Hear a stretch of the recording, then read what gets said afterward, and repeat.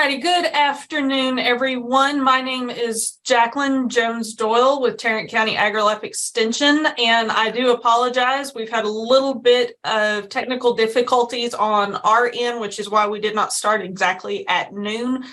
So if you have emailed me, I will get back with you about it, but that's what we've been dealing with, a few technical issues on the backside. Would ask that everybody does keep their computers muted. It just helps with background noise, as well as keeping your cameras turned off. That also helps with bandwidth. There are 2 hours of CEUs being offered for this program today. However, in order to receive those 2 programs, you must be on the live program today. This meeting is being recorded, and I will send out the link for review as soon as I get it edited and put onto our Tarrant AgriLife YouTube page sometime next week. However, please keep in mind that when you do go back and review that, you will not be eligible for the 2 CEU hours. That is only for those that are on the live version today. With that being said, I'd like to introduce Ms. Brittany Chesser. She is our presenter today, and she is a lead diagnostic scientist with the aquatic department here at Texas A&M University. She does have some stopping points within her presentations in terms for questions. So if you have any questions, if you'll wait till that time to ask her, or even put those in the chat, and we will get those to her. At the end of the program today, you will be receiving an email from me that will have a link to a survey for this program. One of our big asks from the extension side of things is that we survey our programs in order to make sure that we are bringing you the information and programming that you need for your operations moving forward. This also helps us in terms of when we are presenting to state legislation and in terms for funding, in order to make sure that we have the funding in order to bring these programs to you. Please do not skip out on that survey today. I have done something a little bit different with that. I am asking for your name as well as your pesticide license number within that survey.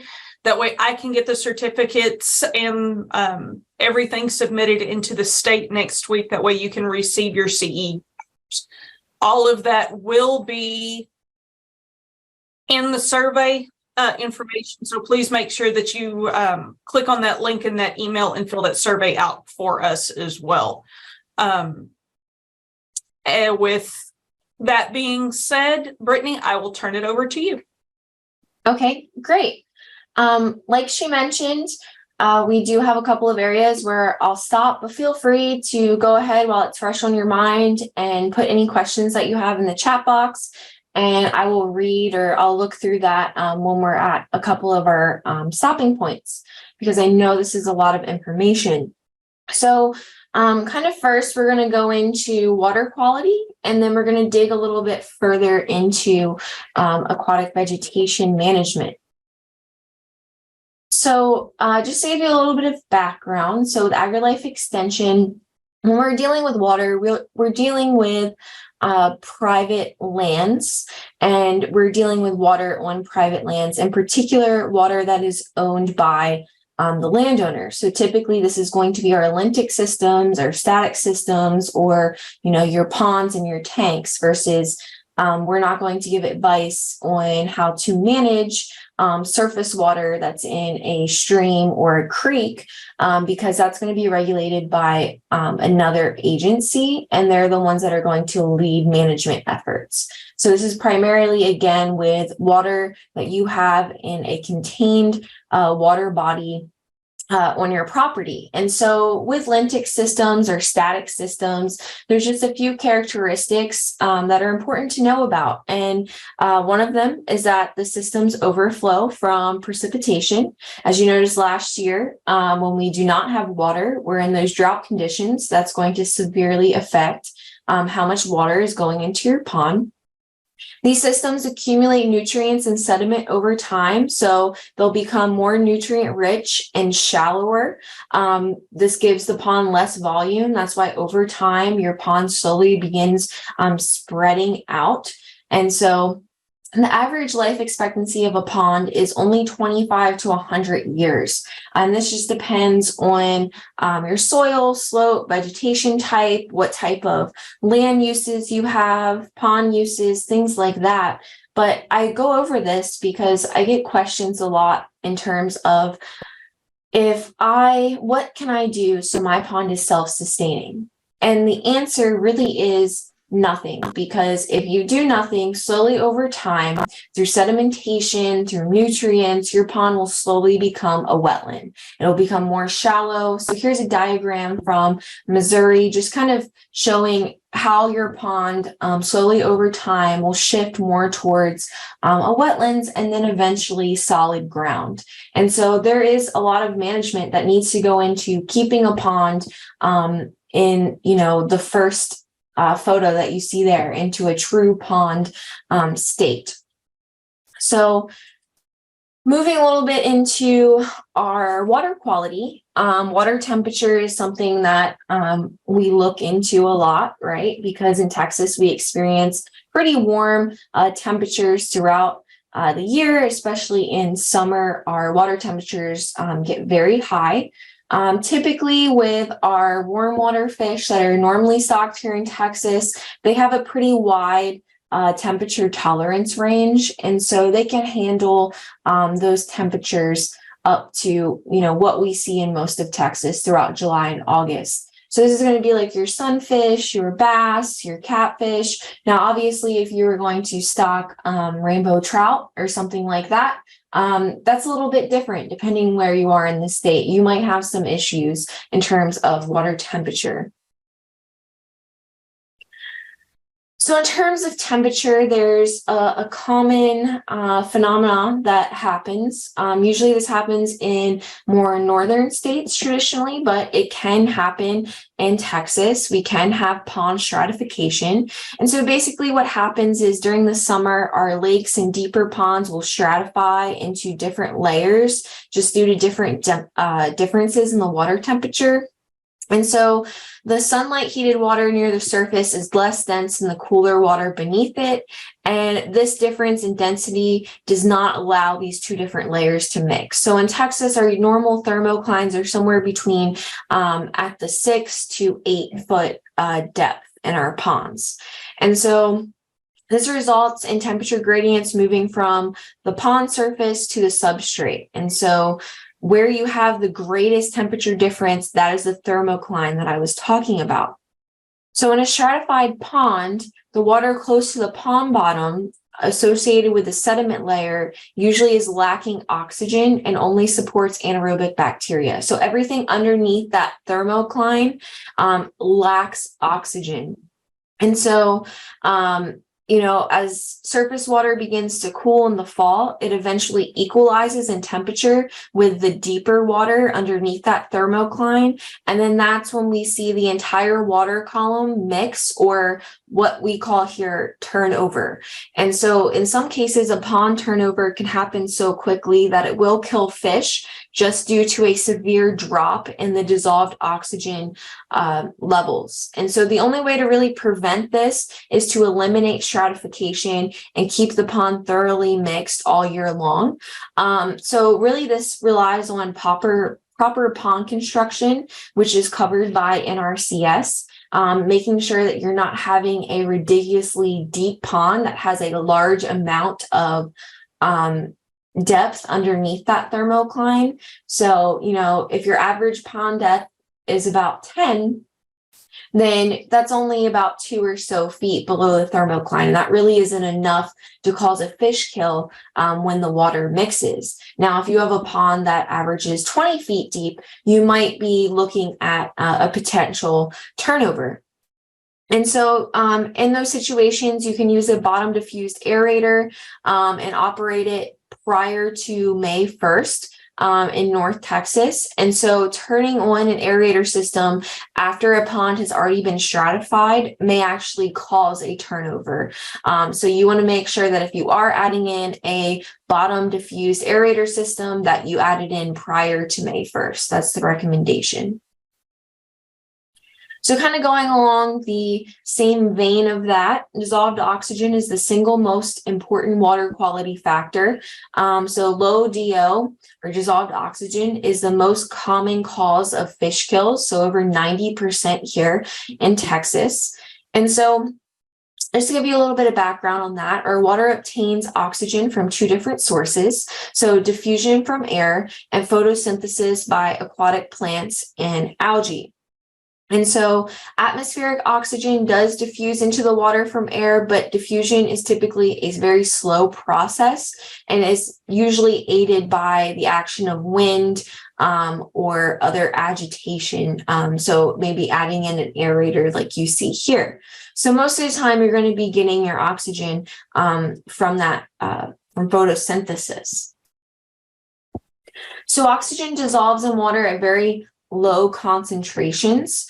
And so when we're talking about dissolved oxygen, this is important to keep in mind that our fish species, depending on what you're having in your pond, does have a threshold. So for most of our warm water species that we stock, a DO level of 3 parts per million will, once you reach that, it will begin to stress our fish. And once you reach 2 parts per million, which is also 2 milligrams per liter, this may cause fish kills, especially with our largest fish. You'll see them die off first. And then even if you are at these, kind of on the borderline of those levels, just keep in mind that anytime that you have a stressed fish, they will be more susceptible to diseases. And so this is a fish here, a catfish with columnaris during the warmer summer months when they're experiencing low dissolved oxygen. Okay. So, like I mentioned before, primarily your pond's going to get its oxygen from photosynthesis, and that's mainly going to be our microscopic algae, which we call phytoplankton.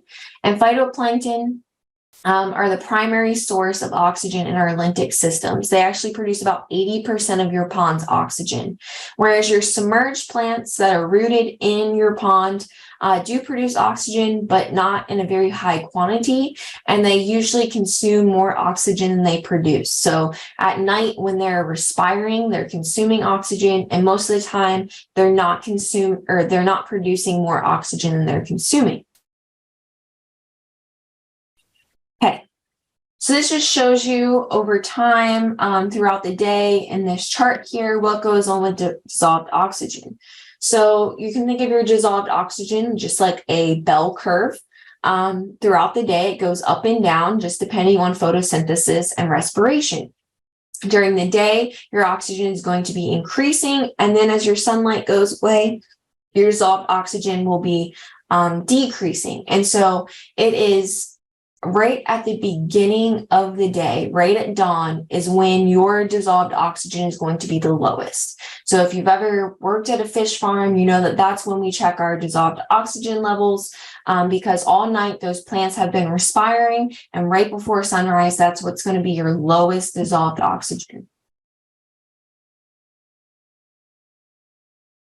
Okay, another issue with dissolved oxygen is that it changes depending on the water's temperature. And so traditionally, cold water holds more dissolved oxygen than warm water. As the temperature increases, less oxygen will dissolve into the water. And so you're going to have just less holding capacity for that dissolved oxygen.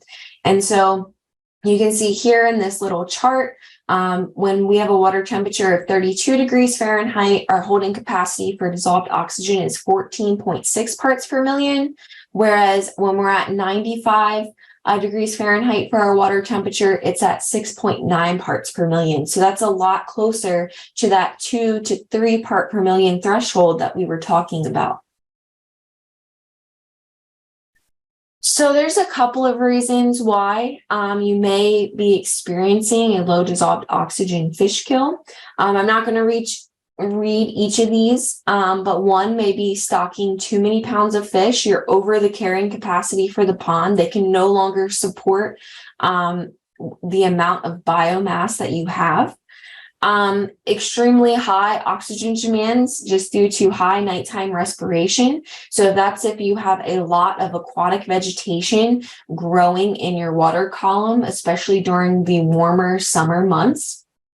And then if you have excessive decomposition of any of that aquatic vegetation, so whether it's a natural die-off, once the water temperatures reach a certain level, most of our aquatic vegetation will begin to die off, like our filamentous algae.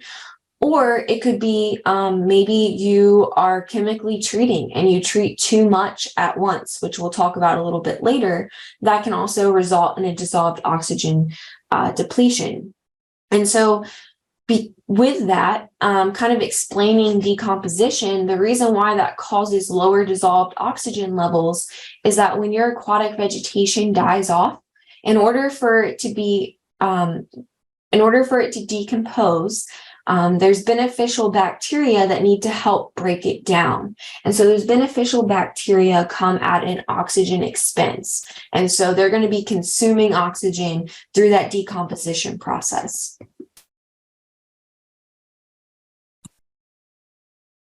Oh, sorry, past one. Most of our low dissolved oxygen issues, again, occur during summer when the temperatures are warm. We have plants growing. Our fish, if they're stocked, their metabolic rates are very high. If we have any still or overcast days, this is going to affect how much is being produced during the day. And so fish kills from oxygen depletions can range from partial to total. And so usually your sensitive species and your larger fish will die off first just because they have higher oxygen demands. But your small fish and hardy species may survive. And that's what we call a partial kill.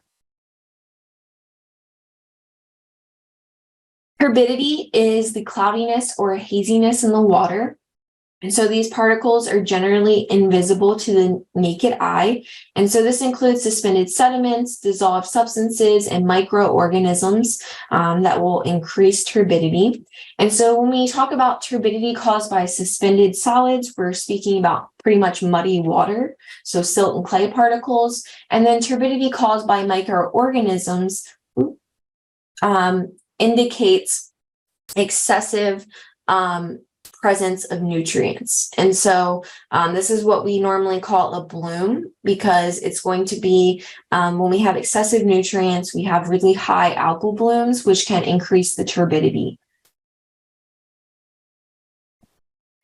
So even though we don't want really what we saw in that last picture with that muddy pond, clear water is also not necessarily good. So you can't just look at a pond and know if it has good water quality.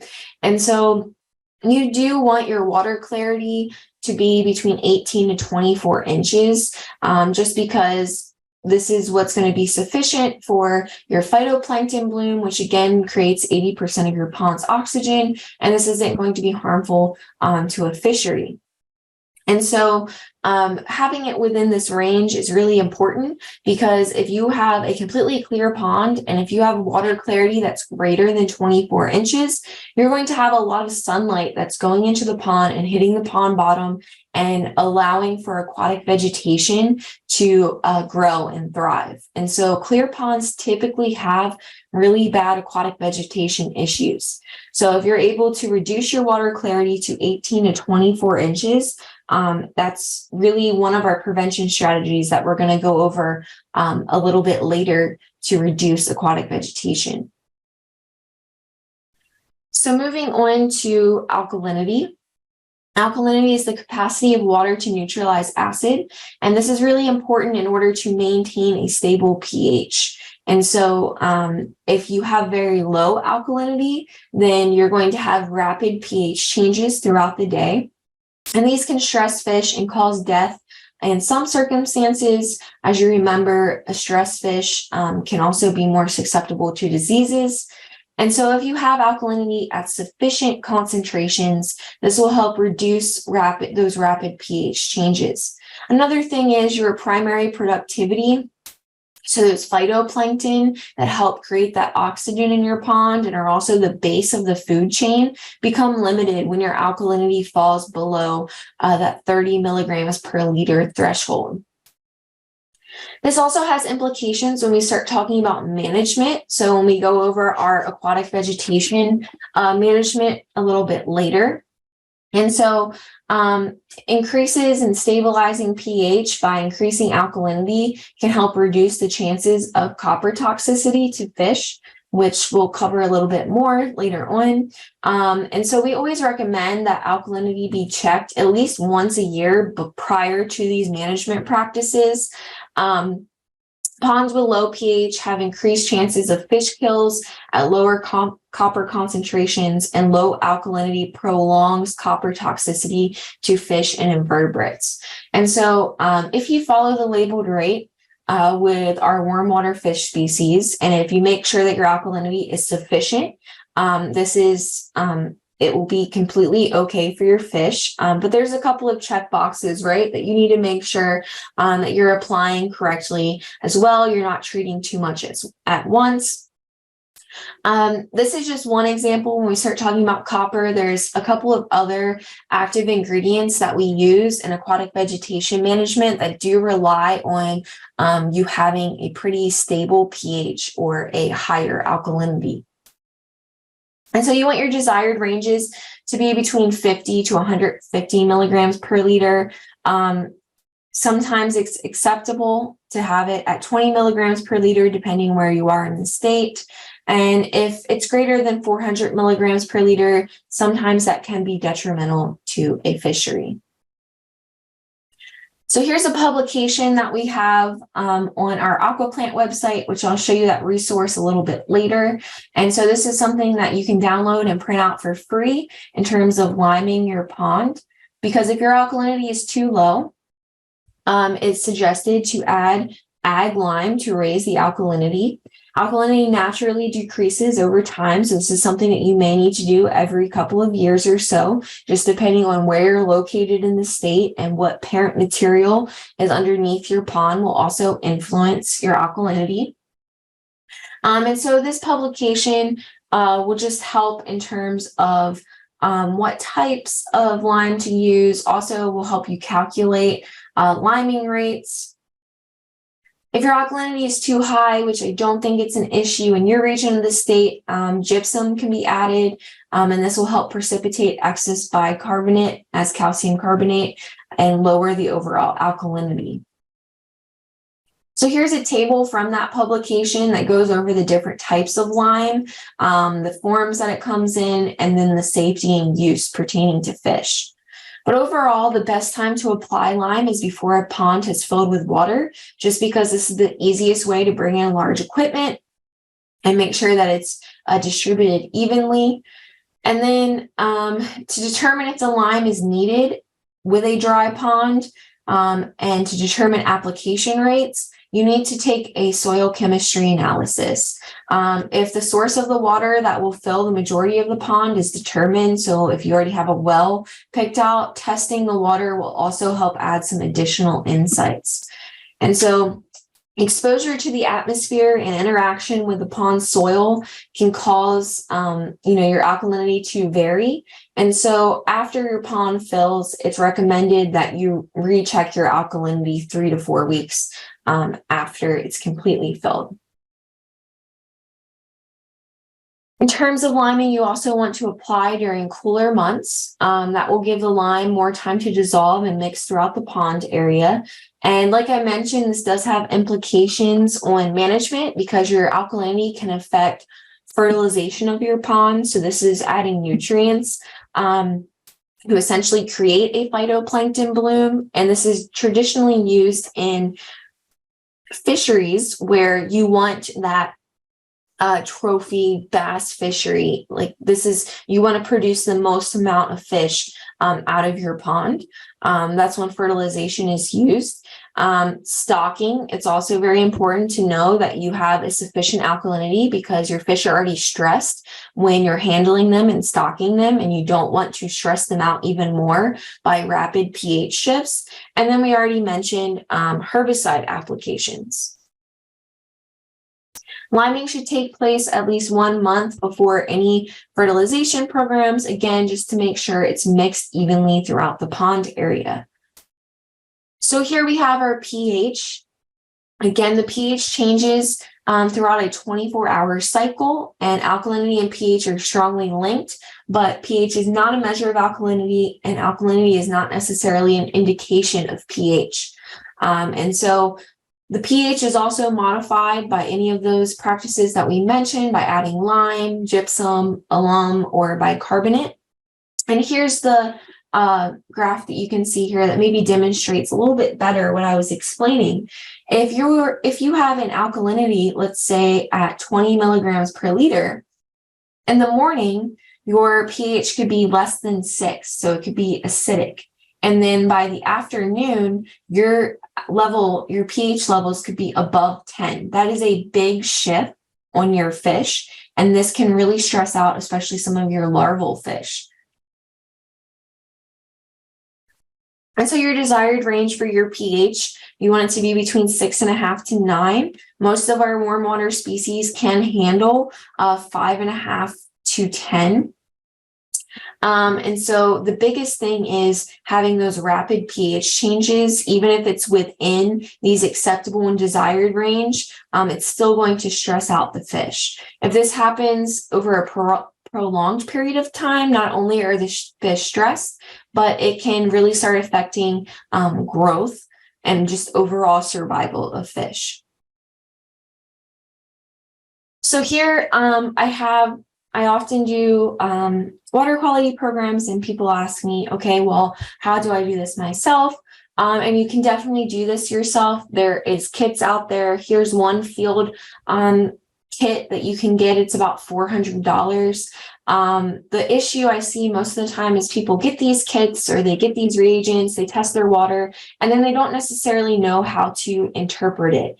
So we do have a publication that is on understanding water quality reports, and you can find it through the resource I'll direct you to a little bit later on.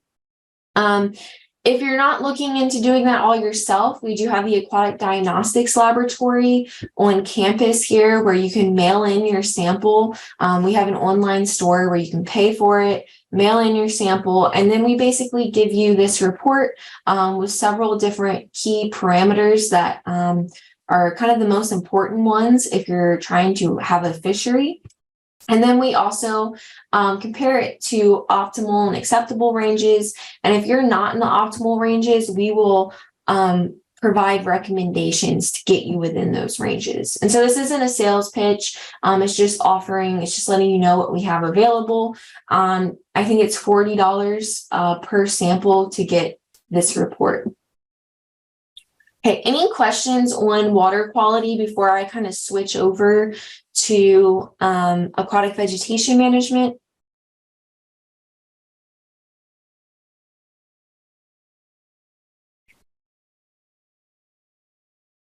Okay, I'll give you guys a few chances to maybe type in the chat, but I'm going to move on then because we have a lot of information.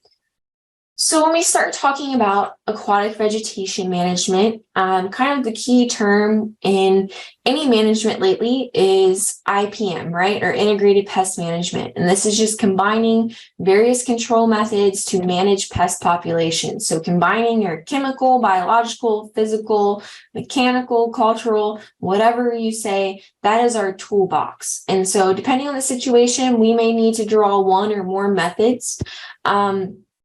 And I put this up here because one of the things that people tend to forget is that prevention is at the foundation of IPM. And so we're going to discuss that a little bit because we still are in April.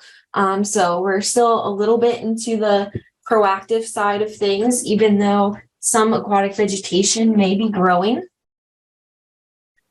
So when we consider this, what do our plants need for growth? And most of our plants, when you think about pasture, turf, or whatever setting you're in, your plants need water, sunlight, and nutrients to some extent. And our aquatic vegetation obviously needs a lot of water because they like to get their feet wet 99% of the time. And so prevention is really going to revolve around reducing these three things. I will say that with water in particular, it's going to be very hard for me to tell someone to do a drawdown here in Texas, just because usually we're in a natural drawdown, right? We're usually in natural drought conditions. And sometimes it just isn't feasible here because we don't have very long freezes.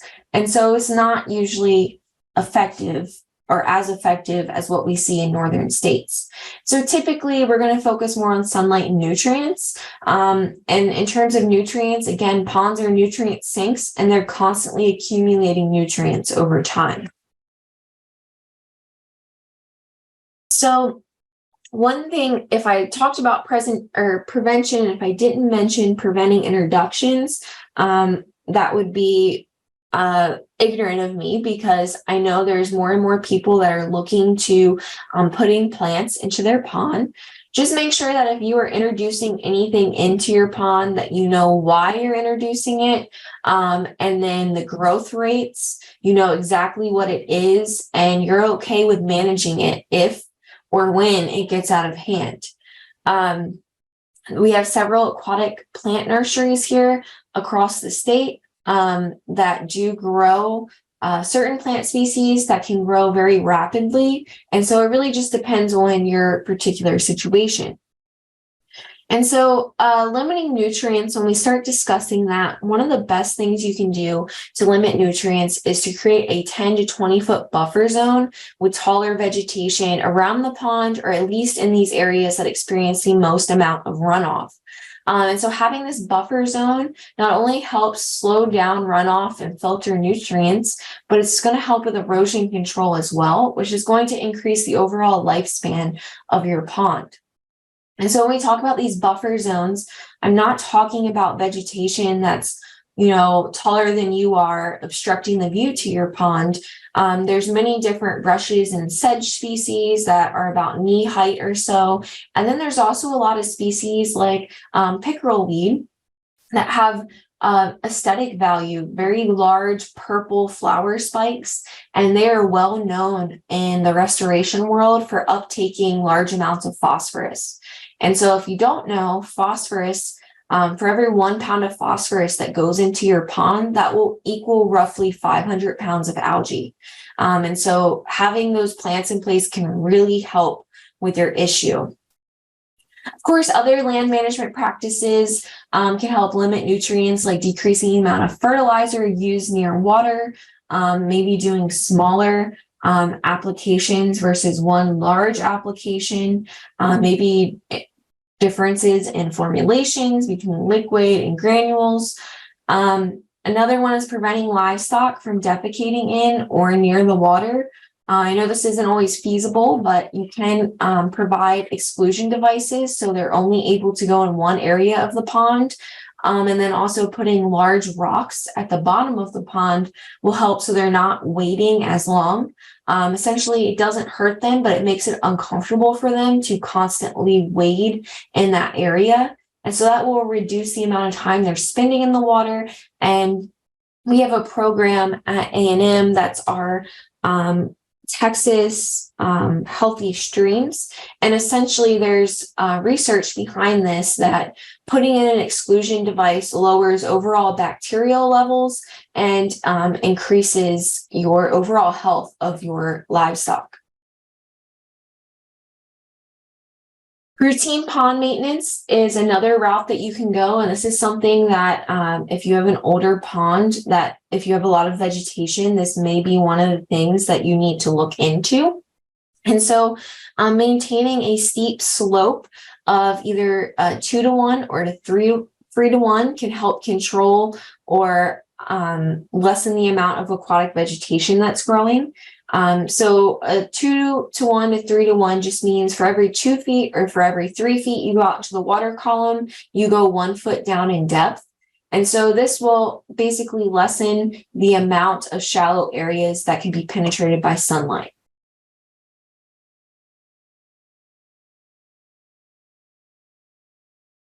Okay.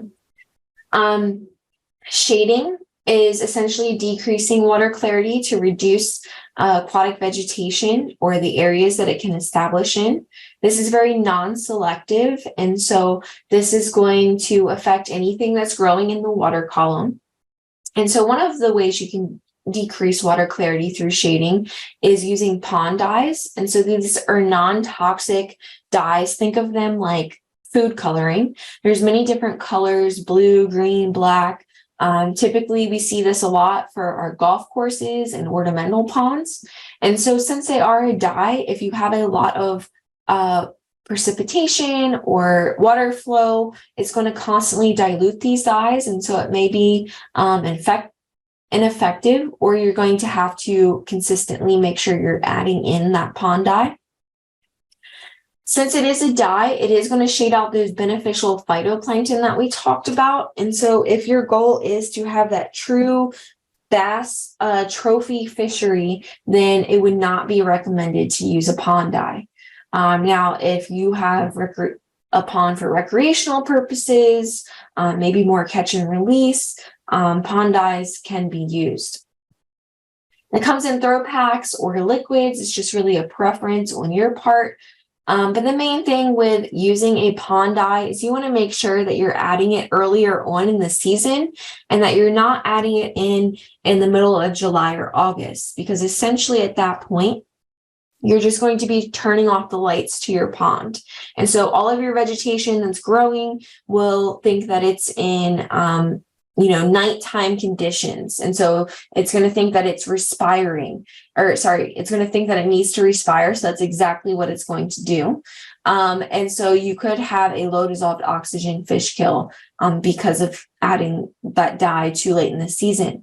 So if you do choose that, just add that earlier on in the early spring, and then make sure that you keep up with it every month to 2 months to ensure that your water clarity stays between that 18 to 24 inches.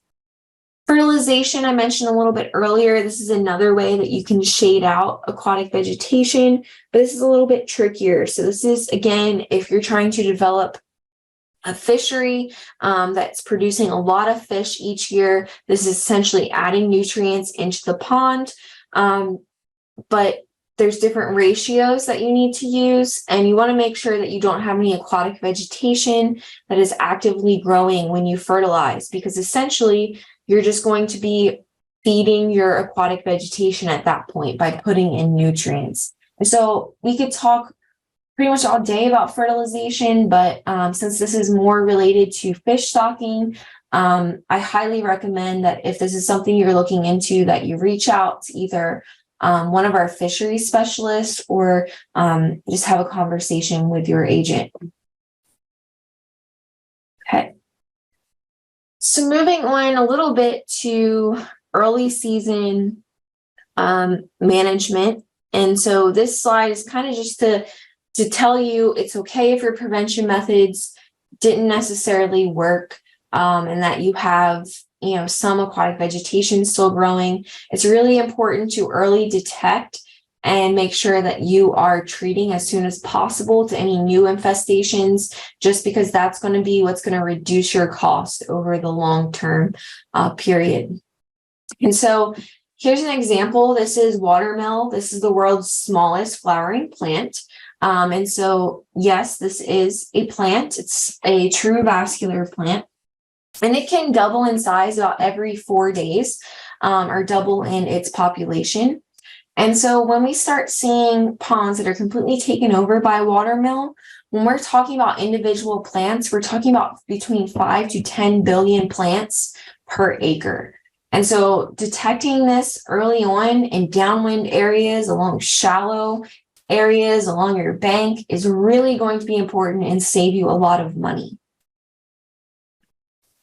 Any questions so far on prevention methods before I start going more into reactive management?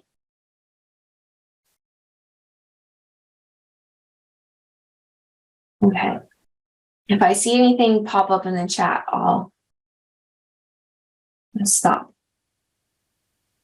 So we have our physical and cultural control, which is just altering the environment or attitudes rather than direct control. And so your cultural control is going to focus more on education and preventing introductions. So, you attending this would be a part of cultural control. So any public awareness, your rinse, drain, dry signs that are at your local boat ramp, the wash stations that we have here.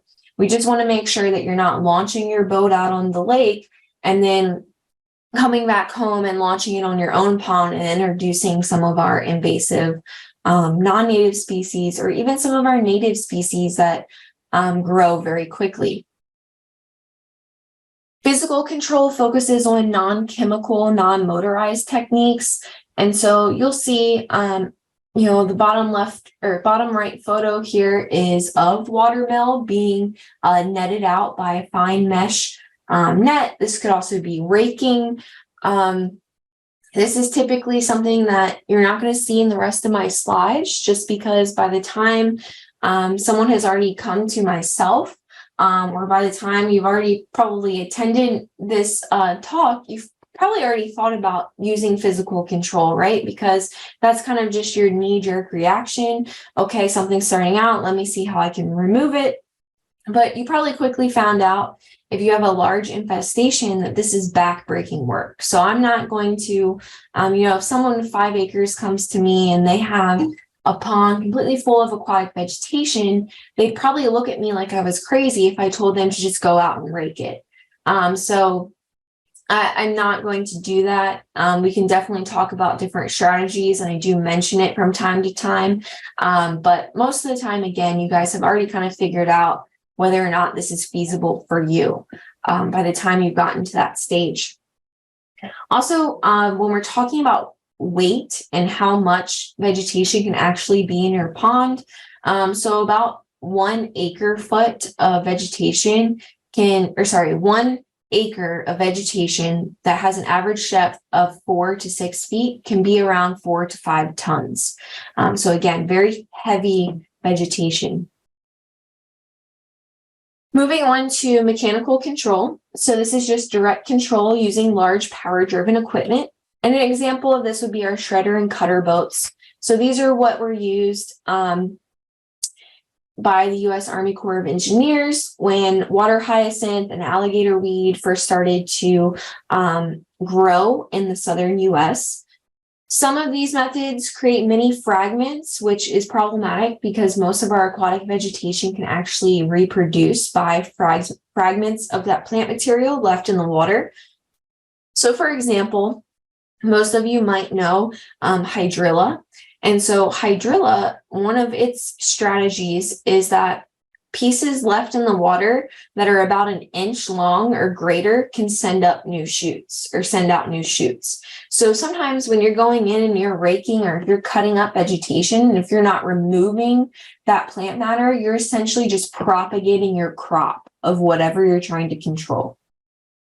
I also want to mention that with mechanical control, something like this WeeDo that you see here, these aren't mass produced here in the United States like you would think, with your tractors or equipment that you use in your pasture.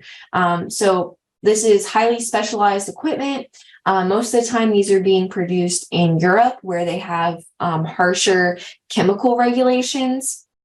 And so we have many companies here in Texas that their business model is essentially buying this equipment from Europe and renting it out to you. So it's going to cost somewhere between $10,000 to $15,000 for a month rental or so.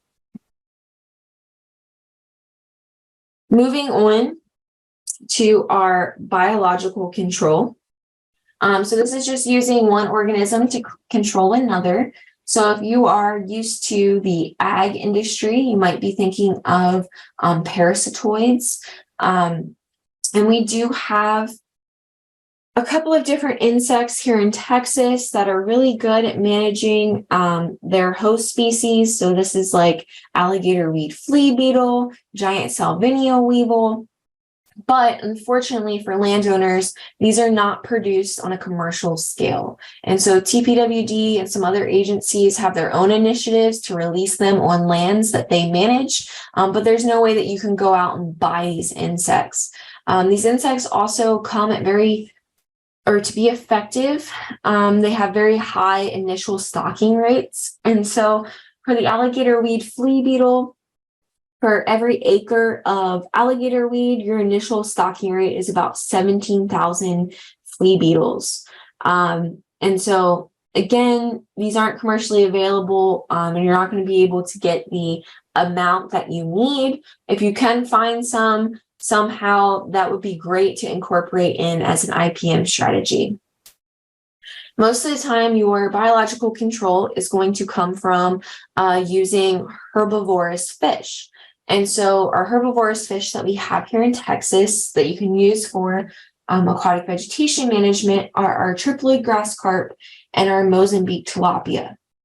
So our triploid grass carp, triploid means that they have 3 sets of chromosomes, which means that they're sterile. So all of our triploid grass carp that come into the state are actually tested by U.S. Fish and Wildlife Services in Arkansas before they're sent here. So they are highly regulated.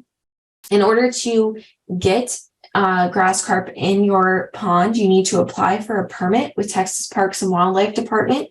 They're going to require that you put an escapement barrier on any inflow or outflow structures just to prevent escapement of the carp into our natural streams and creeks.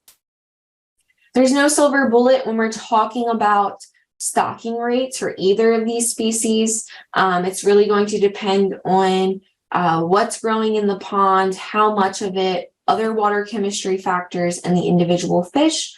But typically speaking, with our triploid grass carp, they're going to be an effective control for about 5 to 7 years.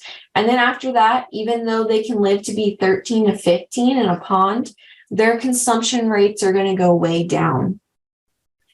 In terms of stocking, and I also want to mention that even though they're not consuming as much, they're not competing with, your sunfish, your bass, your catfish. They're not competing with them. And so it's okay to leave them in the pond. It's essentially going to be you have giant dinosaurs swimming around in your pond.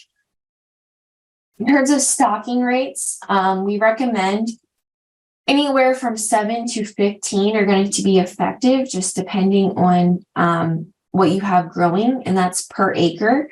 But you can only get a maximum of 10 per surface acre per permit.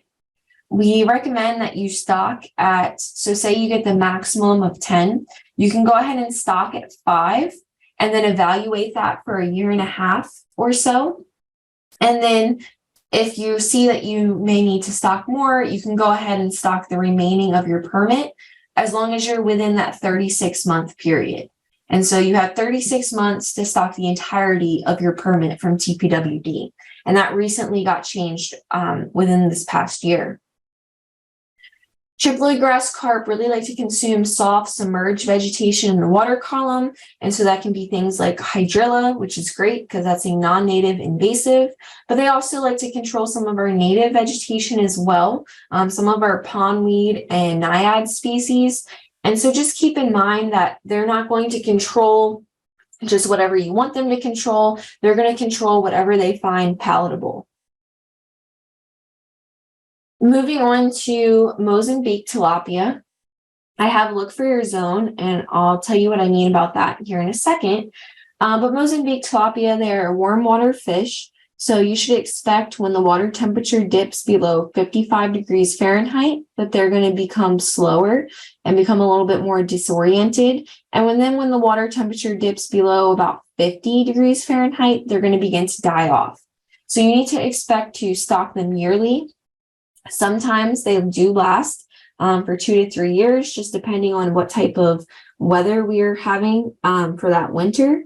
But again, when the water temperature starts dipping, you may want to go ahead and harvest them out. You don't have to let them die. You can harvest them and Basically, they're one of the world's biggest food fish. So you can cook them just like you would your catfish or your sunfish, put them in your tacos. You don't need to let them go to waste. In terms of stocking density, we have 15 to 20 pounds of mixed sex adult tilapia is what is generally recommended. And so we say adult tilapia just because tilapia do reproduce every 20 days or so, and their offspring are actually what consumes the majority of aquatic vegetation. So their offspring is what is feeding on a lot of this plant material because they no longer want to be prey items in the pond. So what that means for you, if you have a large population of, let's say, bass in your pond, this is not going to be an effective management strategy because essentially those fish will just be consuming those offspring, those tilapia offspring. And so you're going to just be stocking essentially a very expensive bait fish at that point. Mozambique tilapia really like to consume floating vegetation that's high in protein. So that's things like our duckweed and azolla. And then they also will consume some algae, but only about 10% of their diet can be made up of algae because they're omnivores. They're trying to, again, they like things with a lot of protein, and algae just doesn't really provide a lot of nutrients for them. And so I wouldn't necessarily recommend that you would stock tilapia in a pond just for algae control. We normally recommend it as through an integrated strategy in combination with chemical or mechanical or physical control, because they're not going to be able to keep up with the reproduction of algae. It just reproduces too fast. So here's the zoning I was talking about. At the beginning of 2021, TPWD identified 2 different management zones. And so if you were in the green conservation zone, you have to get TPWD approval. And so that approval is going to be specific to the pond. It can be transferable with property sale. And basically it's invalidated if the pond is modified in any way that increases escapement risk. So if you're in the blue zone now, you still do not need to receive approval from them. But I kind of just wanted to go over this to give you an FYI. I know sometimes people own land in multiple regions of the state. And also remember that it's unlawful for tilapia stocked in private ponds to escape anywhere. No matter what zone you're in, you want to prevent escapement as much as possible. Moving on to chemical control. So chemical control is using pesticides to control your nuisance species, which you're probably familiar with your, turf and pasture management. So for aquatic vegetation, this is going to be our herbicides and algicides. Now, when we start talking about using herbicides and algicides, in order to use them in or around water, they must be labeled for aquatic use. So when you look at the label, and actually most of the companies have redone their labels at the request of the EPA, but the labels now have to say at the top that it's specific. It says aquatically labeled or aquatic use. We're trying to make it more apparent that that's what you need to be using when you're treating in water. So here are our 15 active ingredients that are approved by both the EPA and by the Texas Department of Agriculture to be labeled or potentially labeled for aquatic use. And so these are all active ingredients. These are not trade names. And so some of these may be familiar to you if you're treating in a pasture or on turf. So, your glyphosate or 2,4-D, they may be familiar to you, but you can't just use what you're using out in your pasture on your pond. Because if you look at those products, you'll see it'll say, okay, 47% glyphosate. We're not worried about glyphosate. We're worried about the other 53% that's mixed in that can be harmful to fish gills and amphibian skins. And so that's one of the things that when the herbicide companies go through this aquatic use approval, they're testing that. They're testing the effects that it has on fisheries, whereas in your terrestrial systems, they may not be testing that as extensively.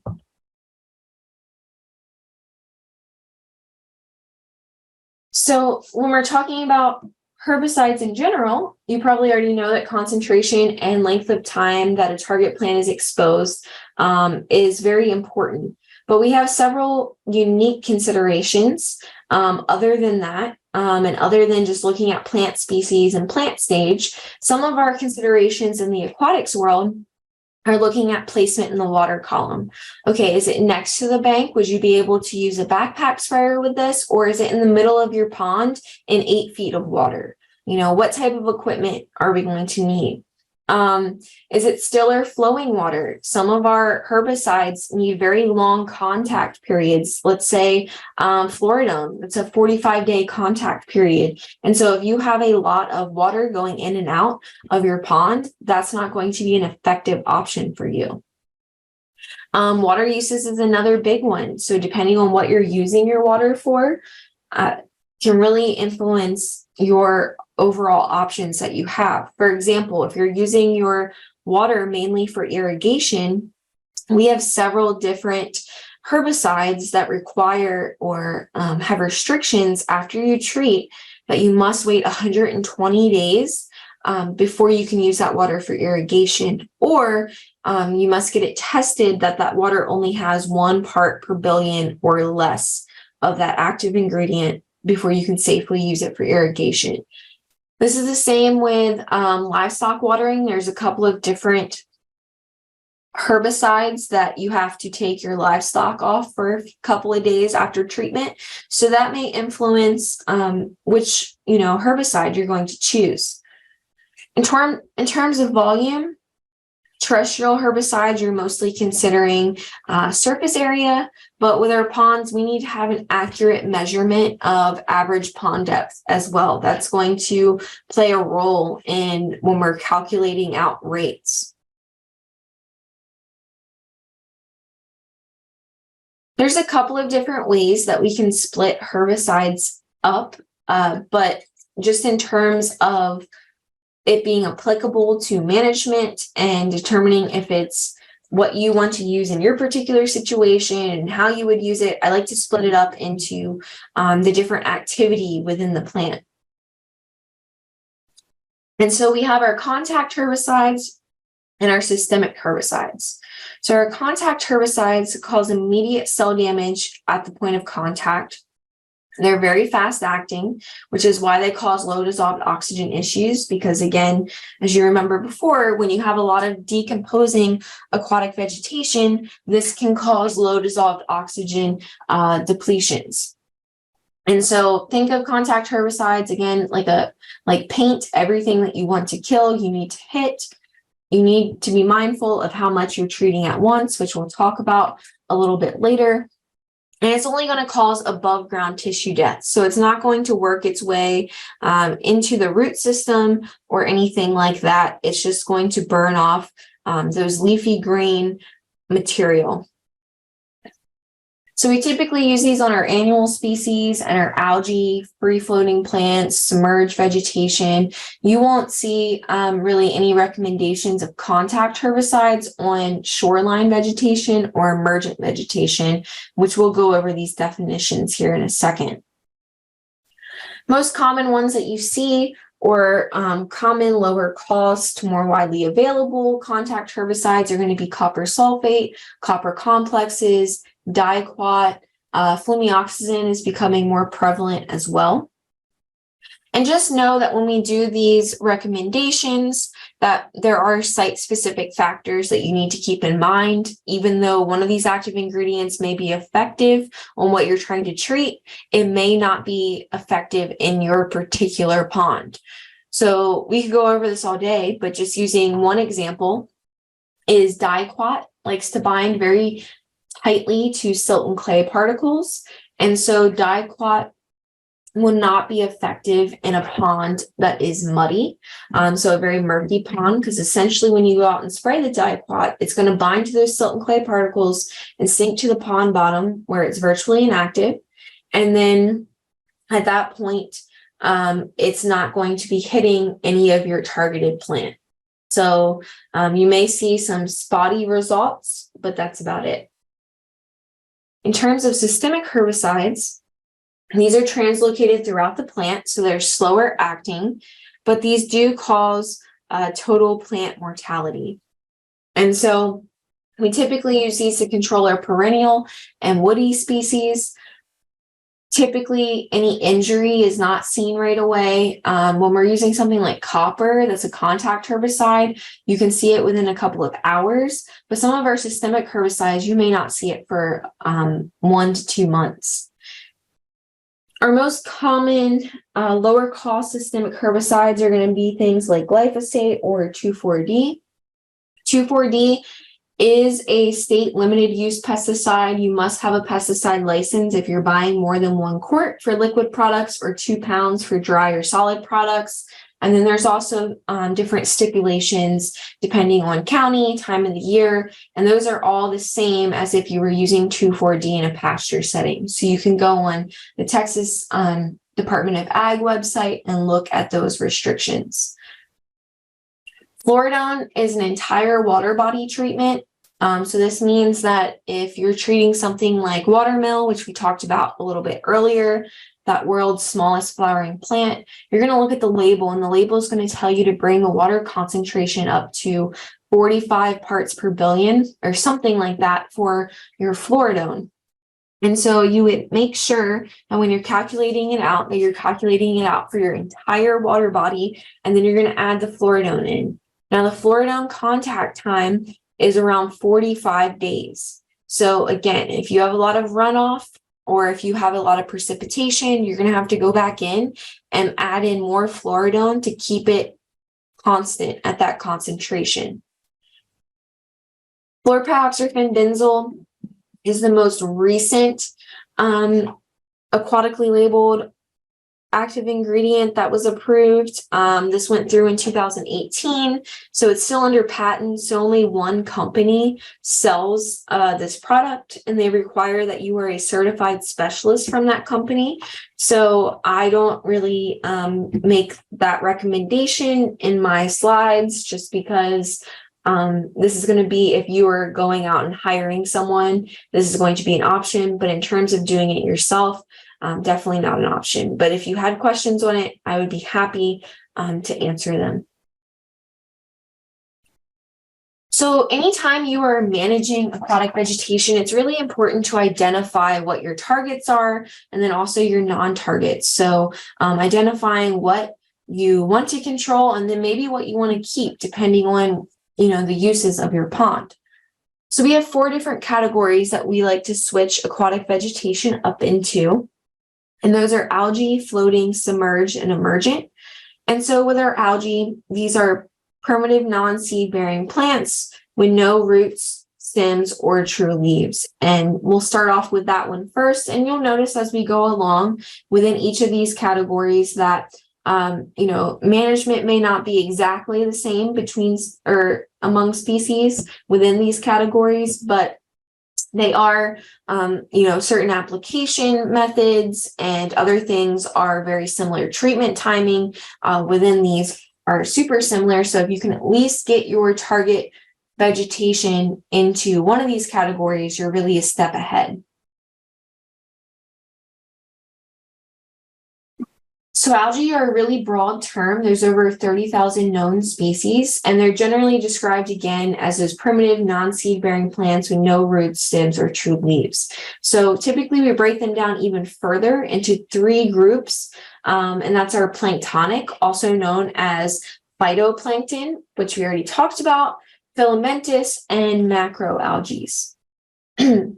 So again, our planktonic algae, also known as phytoplankton, or what gives that water a greenish tint, It's the basis of our food chain. So essentially zooplankton and then larval fish, and then it just goes up from there, feed off of those phytoplankton. And essentially they are single-celled, free-floating algae that exist wherever the sun penetrates.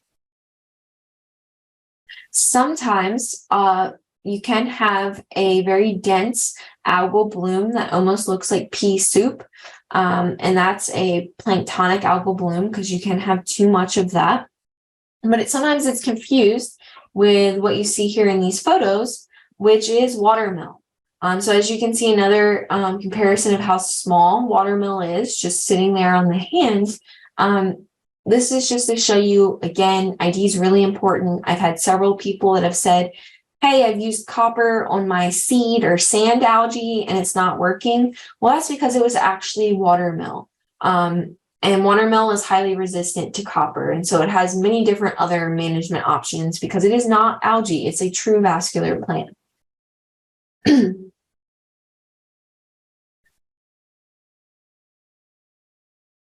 Filamentous algae. These are what we often refer to as pond scum or pond moss. It's the number one thing that I get questions about. And I know your agent can probably agree with that. And so these are made of single cells that form long visible chains, threads, and filaments that intertwine to resemble wet cotton or wool.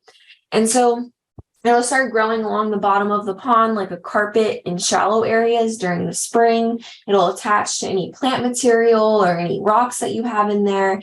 And that's when it's actively growing and it's healthy. And so it's going to be more dark green in color, coarse, and difficult to pull apart. So that's what you're going to see like in this bottom right-hand photo. But different species have different heat and UV tolerances, and they will begin to die off as the water temperatures increase as we move throughout the summer months. And so when they do die off, these gases get trapped or get caught in the filaments during decomposition, and then it causes these filamentous algae mats to float up to the top of the water surface and create these bubbly mats that you see in the photos here. And so these mats are more yellowish green in color, have a slimy texture, they fall apart very easily, and that's just because they are dead or dying algal cells. So here's just another picture showing you the different forms that we have. This is on the left more of a what we call silk algae. In the middle, this is what I would call more of a traditional filamentous algal bloom, and then the right is just to show that it can really take over a pond, especially this was a picture from last year during the drought when there was a lot of shallow area.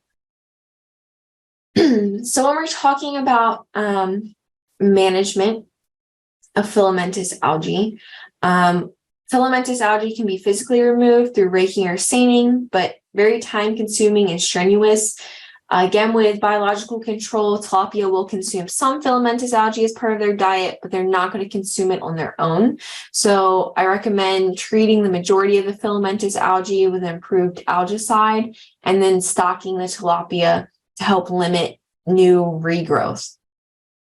We start talking about chemical options. So this is going to be our contact herbicides like chelated copper complexes, copper sulfate, or copper mixed with diquat.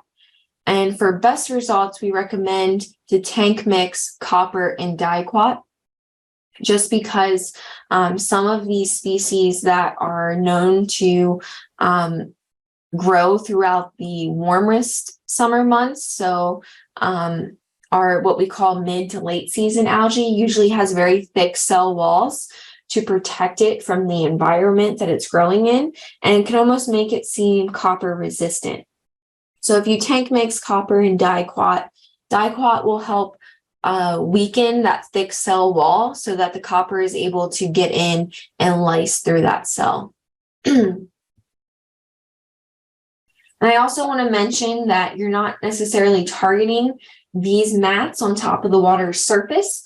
You essentially, again, these are dead, dying stress cells. So you're trying to get what's underneath of these mats. So you're either going to have to spray, and just keep in mind, you're going to have to respray after these mats decompose a little bit more.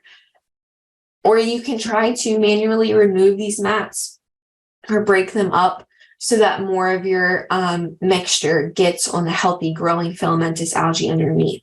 This is also why it's really important to begin treating in the spring when it first starts to grow, before we get to where they're naturally dying off during the warmer months. Moving on to macroalgae. So this is just algae that has the appearance of having stems and leaflets, but they are a multicellular algae that consist of very large cells.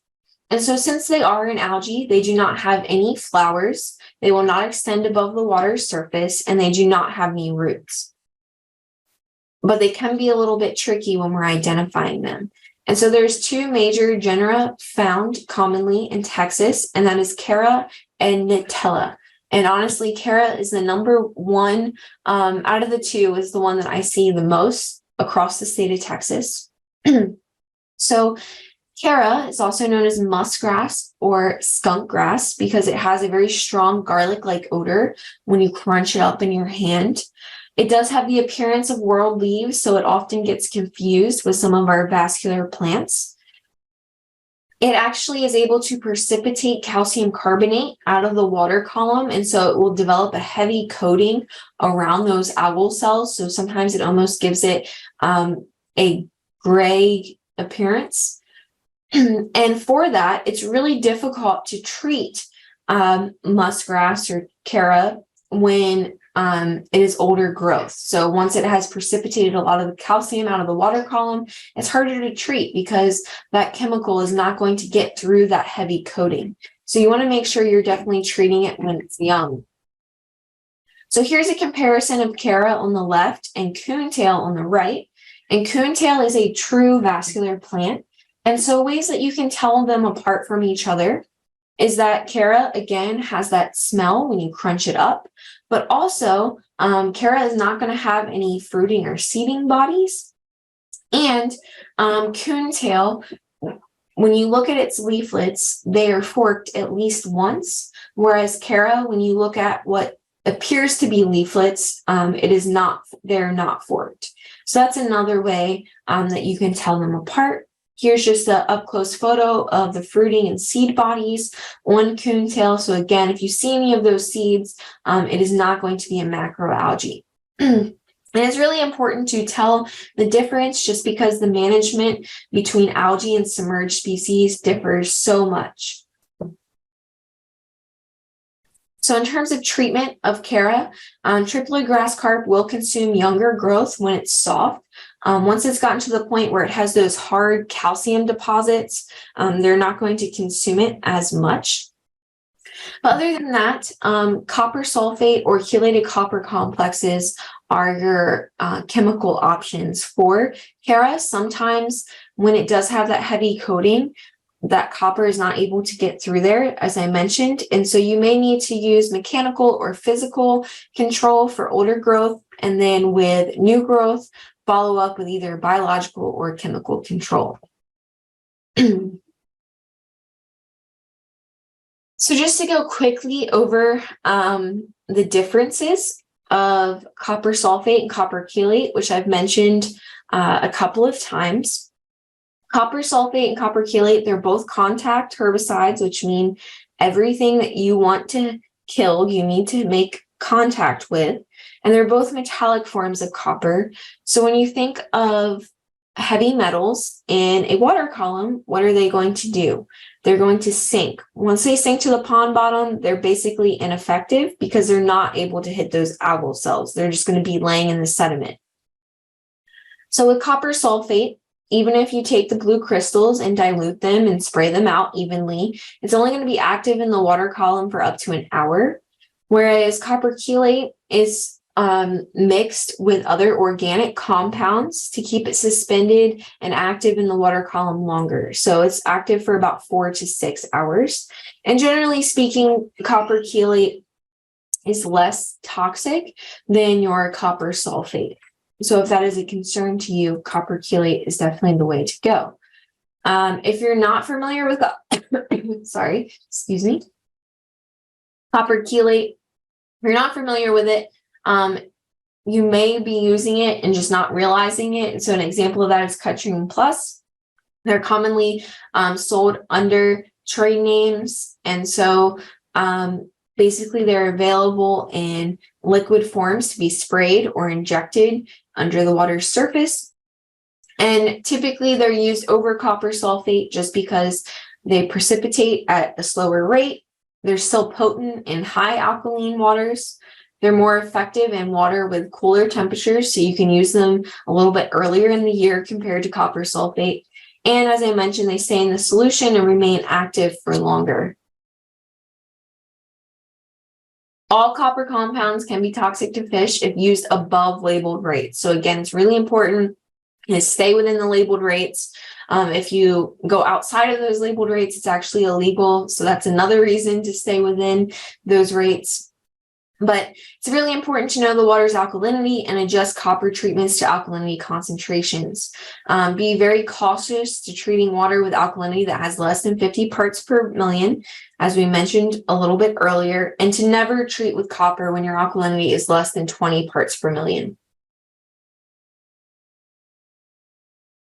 Okay. Moving on to our floating vegetation. So this is where all parts of the plant float, including the roots. So this means you can go right into the pond and lift out the plant, root and all.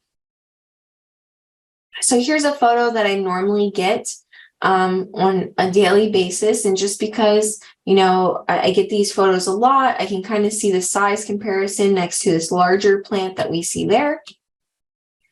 And this is actually what I think to be duckweed, but I'm still going to ask for closer up pictures because most of the time duckweed is mixed in with other small floating species like watermill. And so if we were in person, I normally ask, okay, what's the main differences between these two photos on the right-hand side? And most people say size. Well, size is relative, right? And so when you haven't seen anything in person yet, and it's the first time you're seeing one of these in person, it's really hard to determine, okay, is this small green plant material duckweed or watermill? So what makes, we're basically comparing extra small with extra small, and sometimes that can be hard to do. And so one way you can tell them apart is all of our duckweed species in Texas have at least one root nerve that are hanging down from this leaf, or what we call frauds, whereas watermill, again, is the exception for vascular plants, and it does not have any roots. And here's just a side-by-side comparison as well with a different species of duckweed. As you can see, this species has many different root nerves. It also has pigmentations on the underside and on the top of the leaf, whereas watermill, even though we have two species that are common in North America, you're not going to be able to tell the difference without a microscope. Some other IED issues that we have is that duckweed sometimes will get confused with our other small floating plants like giant salvinia, which you see over on the left-hand side. Ways that you can tell giant salvinia or any salvinia species against duckweed is that salvinia has those very prevalent leaf hairs that you can see with the naked eye on the outside of the leaves, and also salvinia has prominent folds in each leaf. But the biggest thing is looking at the hairs. That can really help you determine which one. So when we start talking about control, mechanical harvesting is usually limited to small ponds, so about half of a surface acre or less, or very small infestations that are starting out along the banks. So options are floating booms, suction devices. There's a lot of suction devices out on the market. Unfortunately, most of them break very easily. Netting or raking, even though most of these are very small, and so it depends on the species. Unless if you have our giant duckweed species, this is going to be really hard depending on the size of the mesh that you're using. And you can also use aeration, wind, or any currents to your advantage. If it's already pushed to the downwind area of your pond, you can use that to then possibly net it out. Management strategies that include limiting light, like dyes, are not going to be an effective control strategy just because it's floating on top of the water surface, and it may actually increase the spread by reducing competition from algae and submerged aquatic plants. But limiting light can be beneficial during the overwintering period because it'll help reduce bud survival in the seedbed, which is in the sediment. Biological control, Mozambique tilapia really like to consume duckweed. They don't necessarily like to consume watermill, but if they're mixed together, they will consume it as a byproduct. And then when we start talking about chemical control, the reason why you need to know the difference between if you have one or the other or both is because chemical control does differ a little bit. Diquat, again, one of your lower cost contact herbicides, is not effective on watermill. Watermill is actually highly resistant to it. And so that's only a feasible option if you just have duckweed growing. If you have both, flumioxazin is a contact herbicide that is labeled as excellent for the control of both of them.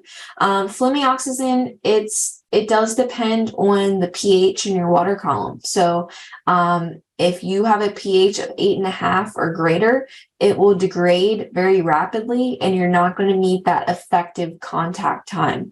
So again, another reason why it's important to know kind of your water chemistry. Fluoridone is going to be your higher cost systemic herbicide, but think about fluoridone almost in terms of an investment, especially when we're dealing with really small species that are going to require a lot of different applications. If you went with something like flumioxazin, which is a contact herbicide, fluoridone, it's higher cost up front, but it's going to be effective longer. Moving on to submerged vegetation, this is where your vegetation is mostly underwater and rooted with limp stems. So here our first one is American pondweed. So American pondweed has a very submerged thread-like stem, and then its leaves are leather-like and floating on top of the water's surface. It has these green-brown seed heads that sit above the water surface, which also provide food to waterfowl. So this is one of the species that if people are trying to do any type of restoration efforts or add anything in for waterfowl, this is one of the more common ones that you'll see recommended and sold by aquatic plant nurseries. And this is a native species that typically only grows in about 3 to 4 feet of water. So in terms of treatment, shading will definitely help, especially in deeper areas. You can rake out American pondweed or any pondweed species, but it will reestablish from any remaining roots and seeds. And then in terms of biological control, triploid grass carp do like to consume our pondweed species like American pondweed. In terms of chemical management, since the pondweed or American pondweed leaves sit on top of the water surface, contact herbicides like diquat and copper compounds are going to be really good in terms of control, just because it's going to be easy to apply and the herbicide is taken up by those floating leaves that you see, so you'll be able to make good contact. But as you can see, there's a list of herbicides that can be effective on pondweed species. Moving on to coontail. So this is the plant we kind of went over a little bit earlier. So coontail has forked whorled leaves with small teeth on the underside of those leaflets. So it's also known as hornwort. Its stem can get over 10 feet long, so it can grow in very deep waters. It does not require a lot of sunlight. It is a perennial plant that begins growing actively when the water temperatures are starting to get about 55 degrees Fahrenheit. So it's one of the first things that start to develop. And then when you start looking at their fruits, they have that clustered fruit berry-like appearance. And then the seed is a round disc with 3 evenly spaced spines coming off of it. And most of the leaflets branch very heavily, especially with the more sunlight that plant has, the more branching that you will see.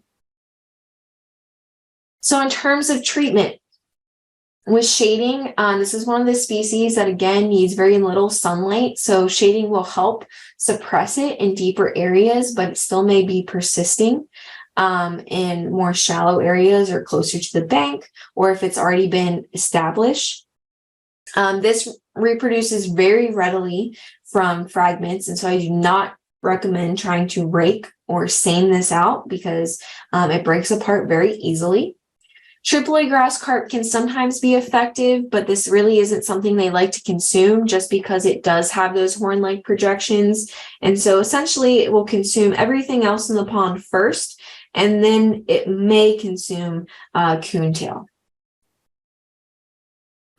In terms of chemical control, we have several different options. Diquat is going to be effective, especially in small spot treatments or things that are starting to pop up along the bank.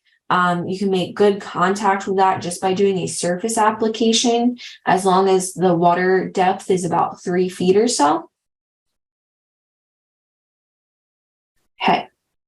Now moving on to treatment timing. So it's best to treat our algae, floating, and submerged vegetation in the spring before we have a large biomass buildup. Just because of those dissolved oxygen issues we talked about a little bit earlier. Typically recommend to treat when the water temperature reaches about 65 degrees Fahrenheit. Again, even though coontail starts coming off at 55 degrees Fahrenheit, most of our other vegetation doesn't start growing until the water temperature has reached 65 degrees Fahrenheit. And then we recommend stop treating anything in your water column, especially with a contact herbicide, once the water temperature has reached 88 degrees Fahrenheit. And again, this is just because at that point your water is holding less oxygen. And so having any other factors that are driving down the oxygen could be detrimental to your fishery. When you're using a contact herbicide, even if it's within this time frame or within this threshold of the 65 to 88 degrees Fahrenheit, you still want to make sure that because you are using a contact herbicide and they do kill so quickly, that you treat in sections of 25 to 30% of the pond area at one time, and then you wait 10 to 15 days for that to decompose and then move on to the next section. So essentially, this provides about 70 to 75% of your pond for your fish to go into other areas that aren't going to be depleted by oxygen due to decomposition.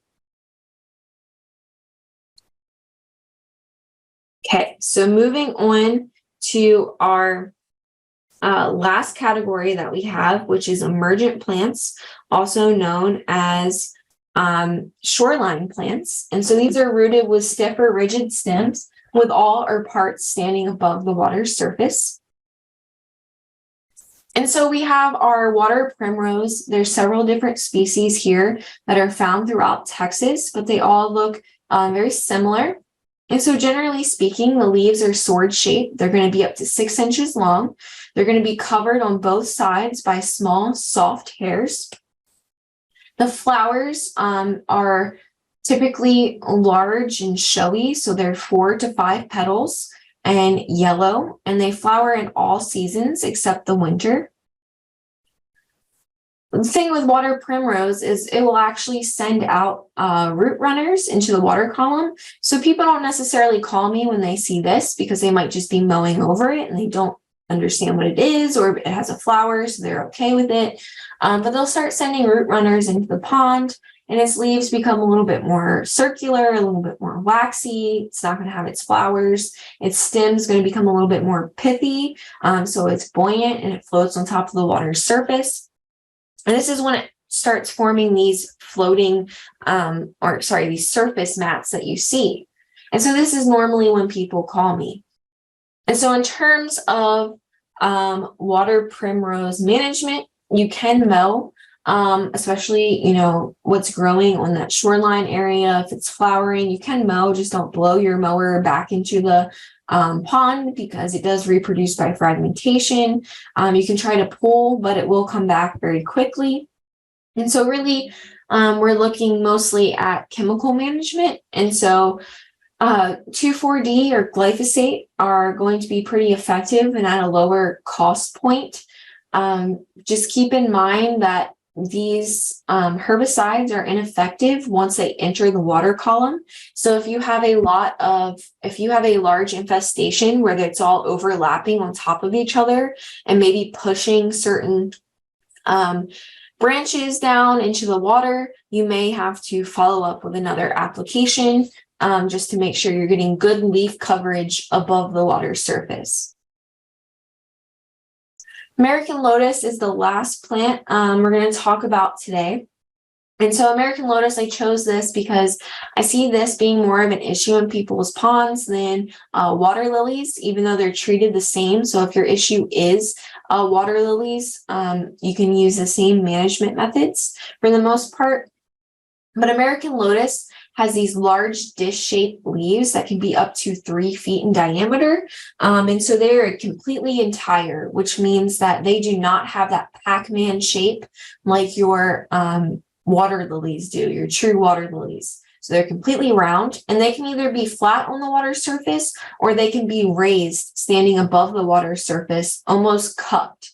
They almost look like teacups, which is very characteristic of lotus. And so anything that is standing like in this bottom right-hand photo is going to be American lotus, because all of our other similar looking species, the leaves stay flat on the water surface.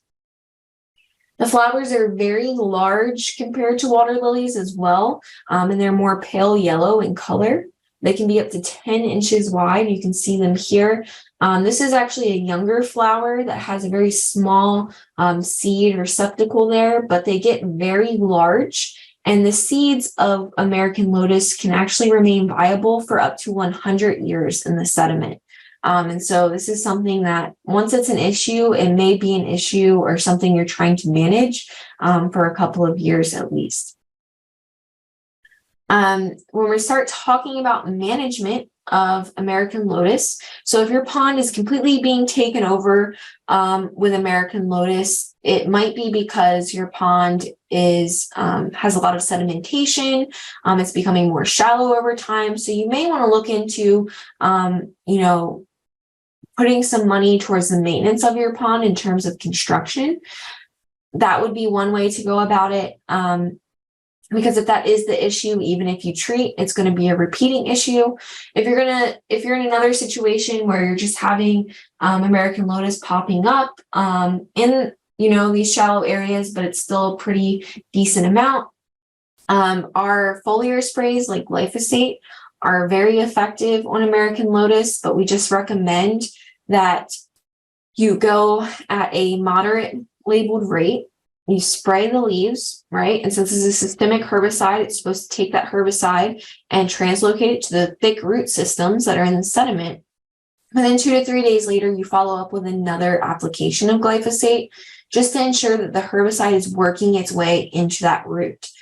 Now, you don't want to go above the labeled rate, not only because it's illegal, but also because it'll create what's called burn back. And so it will just burn off the leafy green material before it has time to translocate the herbicide into the root system. So at that point, you might constantly have the root systems keep sending up more and more vegetation because you did not harm the roots, you just killed the leafy green material on top. Floridone would be something that if you did have a large infestation, it's definitely worth the initial investment upfront because you don't have to worry about multiple applications, and it can continue to kill that plant for, they say up to a year, but usually on average it's between 7 to 8 months. So when we start talking about Treatment timing of our emergent and shoreline plants, it's often best to treat in the fall before the first freeze, when the plant is storing food for winter. And so this is just because, again, they're drawing down the herbicide because they're already drawing down food to its reproductive and more sensitive organs that are in the sediment. So if you spray cattails in the early spring, they're not going to uptake as much herbicide just because they're putting more energy towards growth. So they're growing up. And so they're not going to be drawing a lot of that herbicide down. So really the sweet spot when we're talking about dealing or managing cattails or things like American lotus are going to be mid to late August. Some of our species like American lotus, you want to treat them before they seed out. So that may be even in July. So you don't necessarily have to wait for the fall, but it's really not going to be effective treating most of your emergent plants in the early to late spring. Always remember that with aquatic vegetation, repeated treatments are typically necessary. We don't use the word eradicate in this field just because most of the time it's going to take more than one season of management. There's no silver bullet. There's no one thing that will treat everything. And then another thing you want to keep in mind is that you are using some type of activator adjuvant. And so one of them could be using a good quality non-ionic surfactant, which is a surface active agent. And so this increases the effectiveness by reducing the surface tension of water and allowing the herbicide to penetrate the plant easier. Or you can use something like a methylated seed oil, which is really good on plants that have a very thick cuticle. So that's going to be like your cattails or even your American lotus as well. So using a methylated seed oil and a non-ionic surfactant can really make or break your treatment. There's been several people that have wondered why their treatments have failed, and it's essentially because they did not use either one.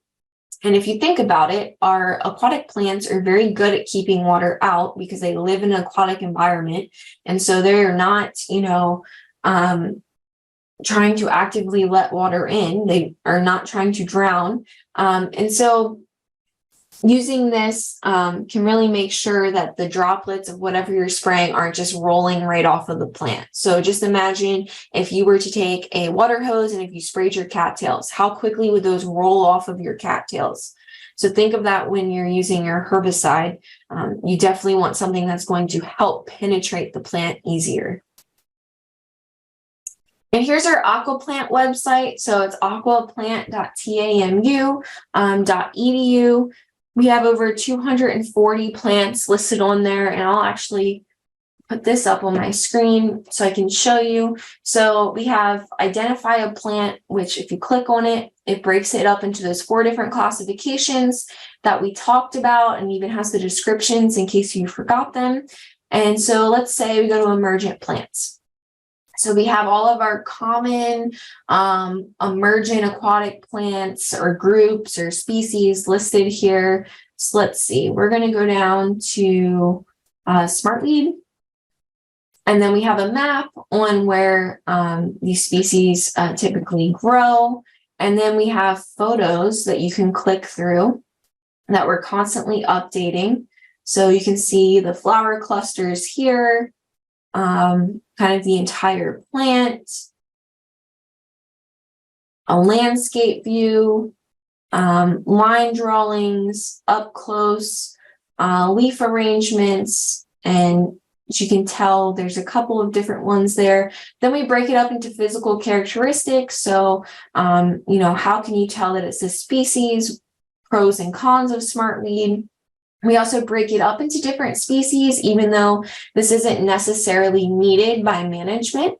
And honestly, there's not a lot of information sometimes on some of these individual species or a lot of photos, but they have that button, how to manage this plant, and it will take you to this management page where It tells you all of the effective known management options for our smart weed species. And so we have physical, biological, and then our chemical. Now, keep in mind that you do have site-specific factors that are going to affect what is effective in your particular pond. So even though we have this list here, make sure that you're not just choosing the first thing on the list. Make sure you're doing your research, you're asking any questions when you need to, and then also making sure that it's an aquatically approved product. Let's see, if we go back to the homepage here, we have aquatic vegetation fact sheets. And this is where you can download. We have ones on Tripoli grass carp, the lime in your pond, identification of water lilies and similar species. We have one that has a water use restriction and effectiveness table. We have a whole manual on controlling algae in ponds, and you can download these again or save them to your computer. So if we go back home, one other thing is your fish, or this fish stocking and pond management will take you to our fisheries page. And that's where, if you are experiencing fish die-offs, you can go up to this tab. We have a really good publication on why are my fish dying. And then you can browse some other resources related to any type of pond management. But here at the top, we have our aquatic diagnostics lab, which I mentioned a little bit earlier, where we have this publication, understanding your water quality reports for your ponds, just in case you wanted to do it yourself. It goes through acceptable and optimal ranges and any amendments. And then also, if you have a muddy pond, if you're looking to clear it, there's a publication on that. And then these are kind of our services that we offer, which is mostly water clearing or water chemistry and water clearing treatment tests. So with that, I think that's it. If you're looking into aquatic plant nurseries, we do have a button down here. We also have a hire a professional button where we have applicators that are listed. You can find some in your area. And then we have these aquatic vegetation ID cards as well. So really good resource, maybe a little bit biased because I manage it, but I highly recommend that you check it out if you can. Any questions that we have?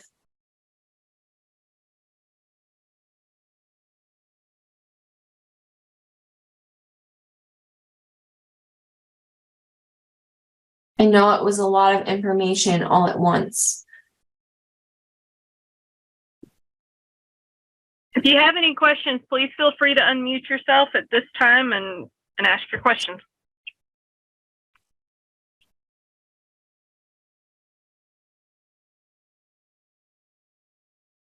And it's completely okay if you guys don't have questions, and if you're just kind of, soaking in that information, I understand as well.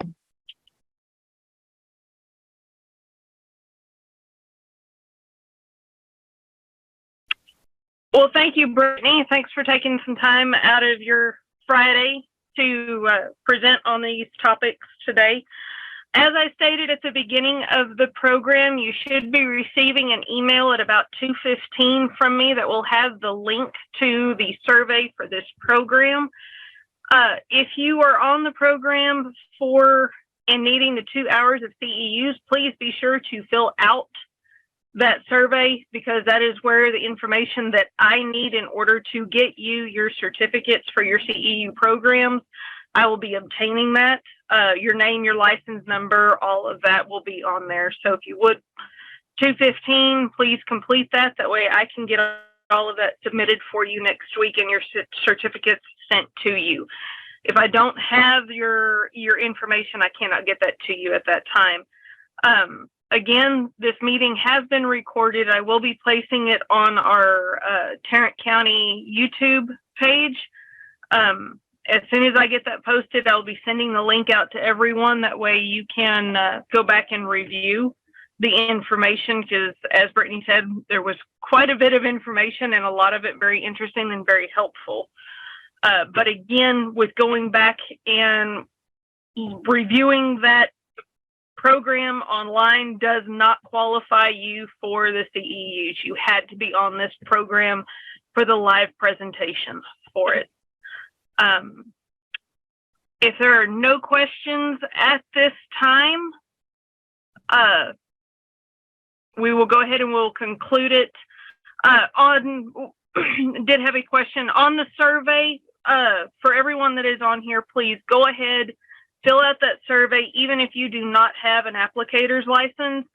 If the applicator's license question does not pertain to you, just please put in A in that, but complete the rest of the survey for us.